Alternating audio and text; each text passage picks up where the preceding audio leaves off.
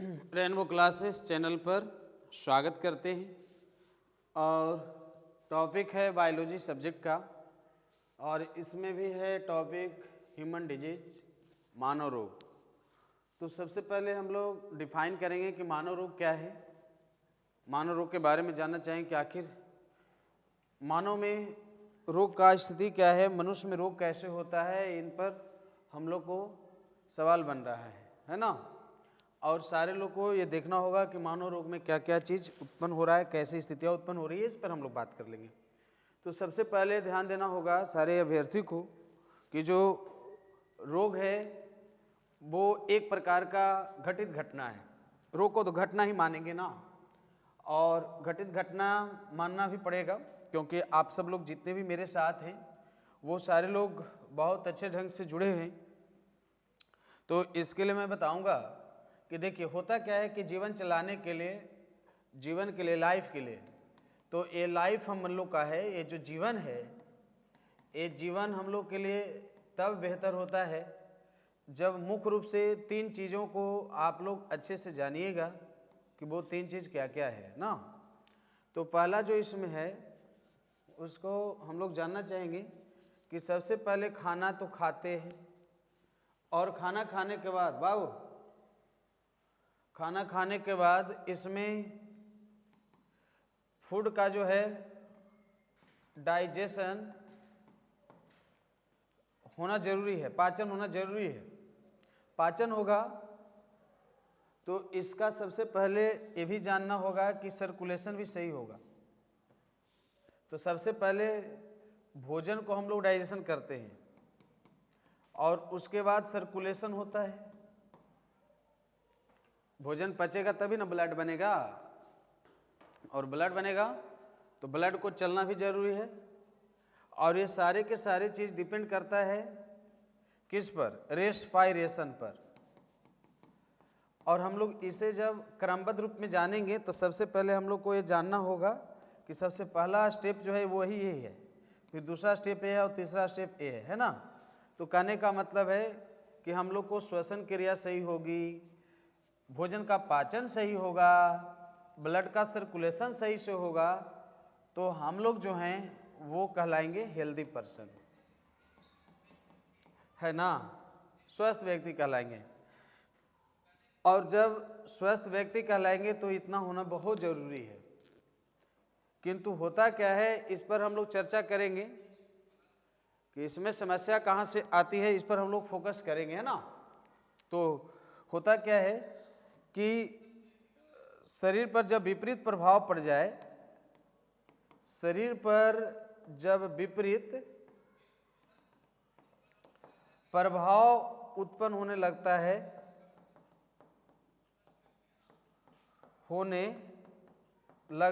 ना, ये चीज मैंने लिख दिया कि शरीर पर जब विपरीत प्रभाव उत्पन्न होने लगता है, तो विपरीत प्रभाव उत्पन्न होने लगता है, बायोलॉजी विषय में आप लोग जुड़े हुए हैं, उत्पन्न होने लगता है तो मानव रोग कहलाता है। सबसे अच्छा परिभाषा यही निकला आपका, मानव रोग कहलाता है ना। तो शरीर पर विपरीत प्रभाव उत्पन्न होने लगता है तो मानव रोग कहलाता है, ह्यूमन डिजीज कहलाता है। क्लियर हो गया होगा सब लोग को। तो इस तरह से रोग उत्पन्न हुआ, मानव रोग कहलाता है जब विपरीत प्रभाव पैदा होता है। विपरीत प्रभाव यानी श्वसन क्रिया सही ढंग से नहीं होना, जो रेस्पायरेशन की क्रिया है, भोजन का नहीं पाचन होना। आई बात समझ में? और जब आप लोग को ये समझ में आ गया कि भोजन का जब पाचन नहीं होगी तो सर्कुलेशन आप कहाँ से खोज रहे हैं। तो इस तरह का जो प्रभाव है, ये जो प्रभाव कहलाएगा, यही आपका मानव रोग कहलाएगा। तो मानव रोग में अच्छे से आप लोग जान गए कि मानव रोग का कारण क्या हो सकता है, मानव रोग का समस्या क्या है, इसको आप लोग अच्छे से जान पाए हैं। किस तरह का इसमें आपको कोई दिक्कत नहीं है। इसके बाद हम लोग बात करना चाहेंगे कि आखिर ऐसी स्थिति में जो मानव रोग है, इस मानव रोग के दो कारण हो सकता है। मानव रोग के दो कारण हो सकता है, यही सारा बात है। तो मानव रोग के दो कारण हो सकता है, ये बिल्कुल अच्छे से जानिएगा सारे लोग। तो मानव रोग के दो कारण हो सकता है, आखिर वो दो कारण कौन कौन सा है, सुनना सबको अच्छा लग रहा होगा कि मानव रोग का आखिर दो कारण कौन कौन सा है। मानव रोग का जो दो कारण है वो human health and disease chapter से रिलेटेड है, और human health and disease chapter से है, तो आप लोग को अच्छा लग रहा होगा पढ़ने में कि मानव रोग का दो कारण कौन कौन सा हो सकता है। सबसे पहला कारण जो है कि शरीर के आंतरिक कारणों से होने वाला रोग को आप जान सकते हैं। शरीर के आंतरिक कारणों से, इसमें शरीर के आंतरिक कारण है। अब शरीर के आंतरिक कारणों से होने वाला रोग, ये पहला चीज आप लोग को यहाँ पर आ गया। दो कारणों से होता है, हम पहला एक्सप्लेन कर देंगे सब लोग को तो ज़्यादा अच्छा रहेगा, है ना। चलो अच्छा से जानिएगा कि वो पहला कारण हो सकता है, क्या है वो पहला कारण जिसके कारण वो रोग उत्पन्न होता है, और ये शरीर के आंतरिक कारण क्या हो सकता है। ऐसा लग रहा होगा कि आंतरिक कारण आखिर क्या है नहीं, यही लग रहा होगा। तो मैं बताता हूँ। जैसे मान लिया जाए कि शरीर का कोई अंग है जो खराब हो रहा है। अब अंदर का कारण तो हो सकता है कि अब किसी व्यक्ति का शरीर का अंग है जो डैमेज हो रहा है। अब अंग डैमेज हो रहा है तो रोग तो उत्पन्न होगी ना। शरीर का अंग डैमेज हो रहा है तो रोग उत्पन्न होगा। क्लियर हो गया। अब प्रश्न होगा कि आखिर कौन कौन सा अंग, तो घबराइए नहीं, आपको वो अंग खराब कौन कौन सा होता है मैं यहाँ पर थोड़ा सा शो कर देना चाहूँगा। आप लोग इसे भली भांति अवगत होंगे। देखिए होता क्या है कि हमारे शरीर में सबसे महत्वपूर्ण भूमिका इसकी है पैनक्रियास का, अग्न्याशय का मुख्य भूमिका है। और इसमें अग्न्याशय जो है हमारे शरीर का मुख्य भाग है ना, अग्न्याशय। और अग्न्याशय जो पैनक्रियास के नाम से वो ज्ञात है, अग्न्याशय कहलाता है। और अग्न्याशय हमारे शरीर का मुख्य अंग है, मानव शरीर का। अग्न्याशय में देखिए होता क्या है कि अग्न्याशय में बी सेल होता है। मैं बता दूं यहाँ पर बी सेल होता है, और बी सेल का काम है इंसुलिन बनाना। इंसुलिन, और इंसुलिन चूंकि हार्मोन है, देखिएगा कितना अच्छा चीज है, कितना अच्छे ऑर्गन्स है, आप समझ सकते हैं। ये ऑर्गन के बारे में अच्छे से आप लोग का ये जानकारी है। और ये ऑर्गन का नाम पैनक्रियास है। क्लियर हो गया। तो पैनक्रियास चूंकि ऑर्गन है, और जब पैनक्रियास ऑर्गन है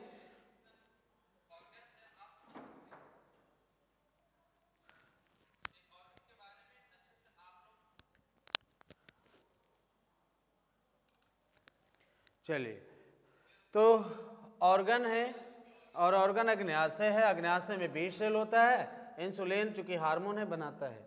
इंसुलिन भोजन के डाइजेशन से जो हमें मिलता है ग्लूकोज जो मिलता है ना हमारे शरीर में भोजन को पचने से, उस ग्लूकोज को डाइजेशन कर देता है। ग्लूकोज को डाइजेशन करता है, पचाता है। और यही ग्लूकोज का डाइजेशन होने से हमें मधुमेह रोग नहीं होता है। मधुमेह रोग कैंसिल हो गया। तो हमारे शरीर में मधुमेह रोग नहीं हो रहा है, तो इसका मुख्य जो कारण है, ठीक है, लाइव वाले भी चल रहे हैं, लाइव में भी बच्चे लोग हैं, तो जो भी हमारे साथ हैं बच्चे लोग वो बहुत अच्छे से जा रहे होंगे, सीख रहे होंगे। तो नहीं हो रहा है, तो इसका मुख्य जो कारण है, ठीक है, लाइव वाले भी चल रहे हैं, तो मधुमेह रोग नहीं होता है। और यदि मधुमेह रोग होता भी है तो अब आप लोग समझ जाइए कि मधुमेह रोग होता भी है तो मधुमेह रोग होने का मुख्य कारण यानी ये वाला भाग होगा, अग्न्याशय होगा। तो आप लोग को क्या लगता है, अग्न्याशय को ठीक रखना है कि नहीं ठीक रखना है?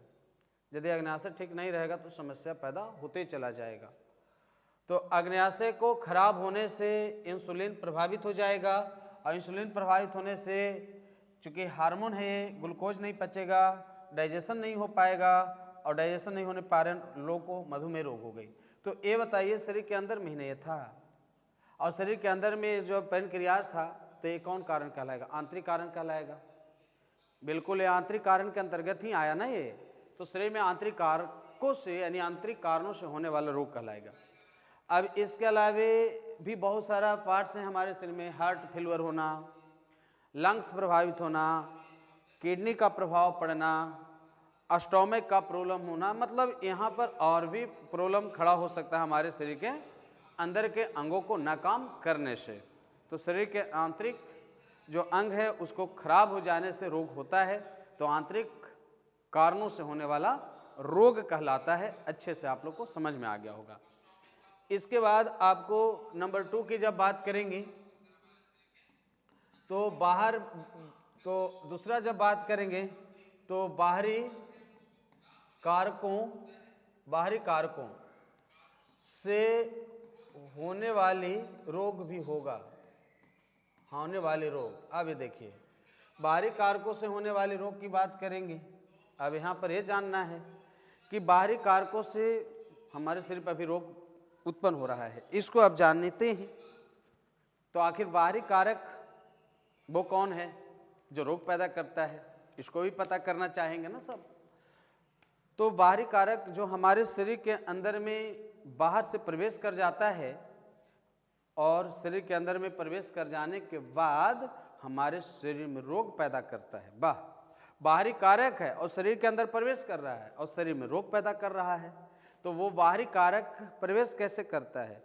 या तो प्रवेश करने के लिए कंडीशन बन जाती है या फिर लोग खुद प्रवेश करवा लेता है। आइए बात करते हैं कैसे बाहरी कारक हमारे अंदर प्रवेश करता है।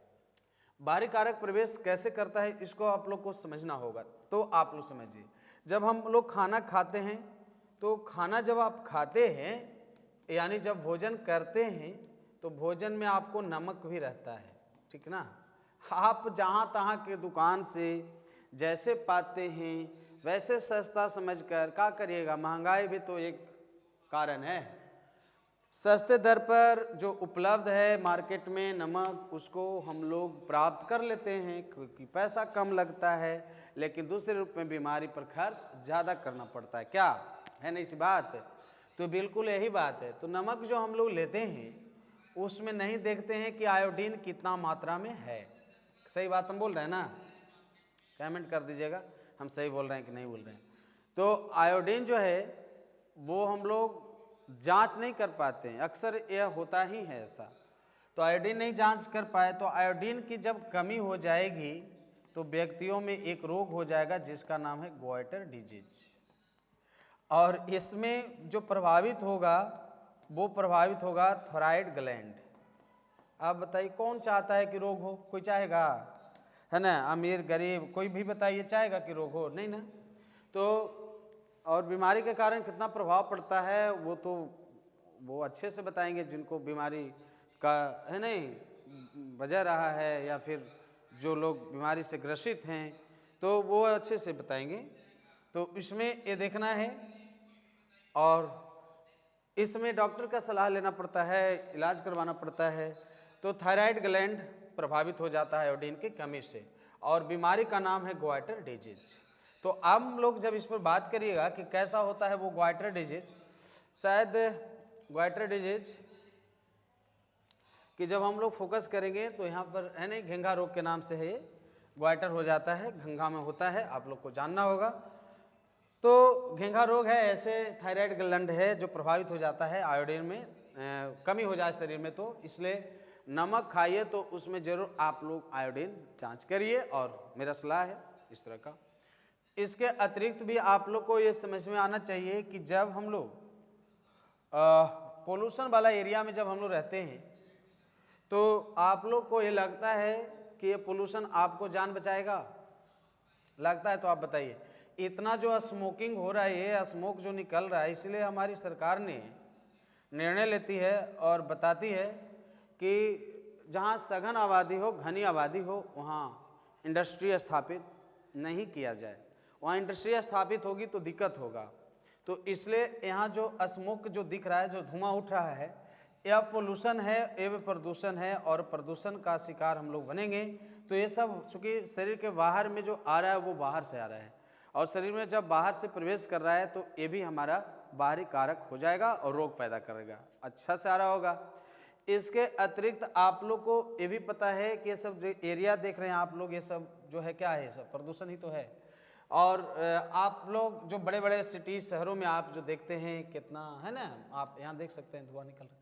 तो कुल मिलाकर के सारा चीज़ आपको नियंत्रण में रखना होगा और ये नियंत्रण में रखने से हम लोग बचाव करेंगे, नहीं तो समस्या पैदा होते चला जाएगा। इसके साथ साथ हम लोग को ये भी देखना है कि ऐसी समस्या उत्पन्न होती है तो बचना जरूरी होती है। इसके अलावा रोग का जो बाहरी कारण है वो बाहरी कारक के रूप में जो व्यक्त है वो हो सकता है। इसके अतिरिक्त जीवाणु और विषाणु से भी हमारे शरीर पर प्रभाव पड़ता है, जीवाणु विषाणु से। अब जब जीवाणु विषाणु से जब हमारे शरीर पर प्रभाव पड़ता है तो एक कम ना हमारे लिए घातक है। आप देख सकते हैं कि मुख के अंदर में प्रवेश करेगा या आप ये सारा चीज़ को आप कहीं से भी आप जान सकते हैं, अच्छे से जान सकते हैं कि कितना कंडीशन है खराब, और इसके वजह से भी हमारे शरीर में समस्या पैदा हो ही जाएगा। तो हमारे शरीर में जो प्रवेश कर जाता है कैसे, कहे कि क्या कर रहे थे कैसा प्रवेश कर गया।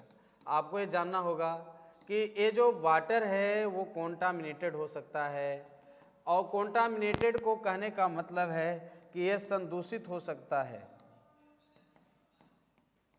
संदूषित जल है और संदूषित जल को पीएंगे, फूड मटेरियल को खाएंगे और वो फूड मटेरियल जो होगा कॉन्टामिनेटेड होगा, तो आपको कैसे लग रहा है कि बच पाओगे? इसमें आपके शरीर में तो ये आएगा ना, बैक्टीरिया, वायरस आएगा, फंगस आएगा, क्या लगता है बच जाओगे? नहीं बच पाओगे साहब। तो इस तरह से समस्या पैदा होती है और यह सब बाहर से प्रवेश करने वाले कारक है। तो ये बाहरी कारकों से होने वाला ये रोग कहलाएगा, और बाहरी कारकों से होने वाले रोग जो है वो बैक्टीरिया के कारण भी प्रभाव डालते रहता है। साथ ही साथ बाहरी कारकों से होने वाला मैंने गिनिएगा आप लोग ना काउंट करके।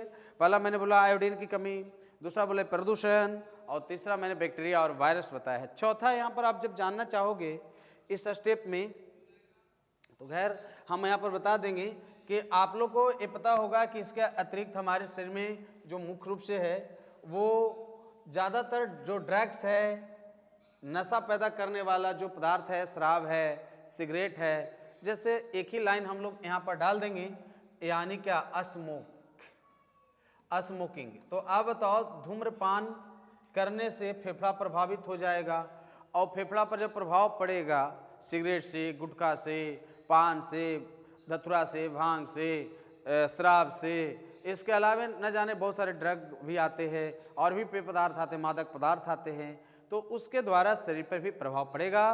तो यह रोग जो है वो बाहरी कारकों से हमारे शरीर पर प्रभाव डालता रहता है, तो ये बाहरी कारकों से होने वाला रोग कहलाता है। तो बाहरी कारकों से होने वाला रोग को आप लोग अच्छे से जान गए। इसके बाद आपको पता होगा कि व्यक्ति को चोट हो जाना, एलर्जी का प्रभाव होना, क्या ये सब होगा कि नहीं होगा? है नहीं? कभी कभी इंजेक्शन से भी आपके शरीर पर प्रभाव पड़ जाता है। तो ये सब जो है वो बाहरी कारक में है, आपको ये जानना होगा, है नहीं?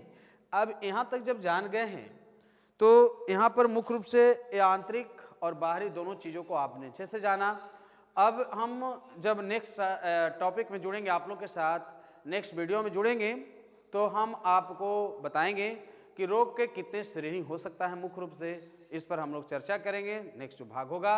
और इसी नेक्स्ट टॉपिक के साथ हम लोग आगे का तैयारी करेंगे, प्लानिंग करेंगे। कैसा लगा आप लोग का आज का सेशन, आप लोग जरूर बताइएगा। फिर मिलेंगे नए वीडियो के साथ। आप अपने आप को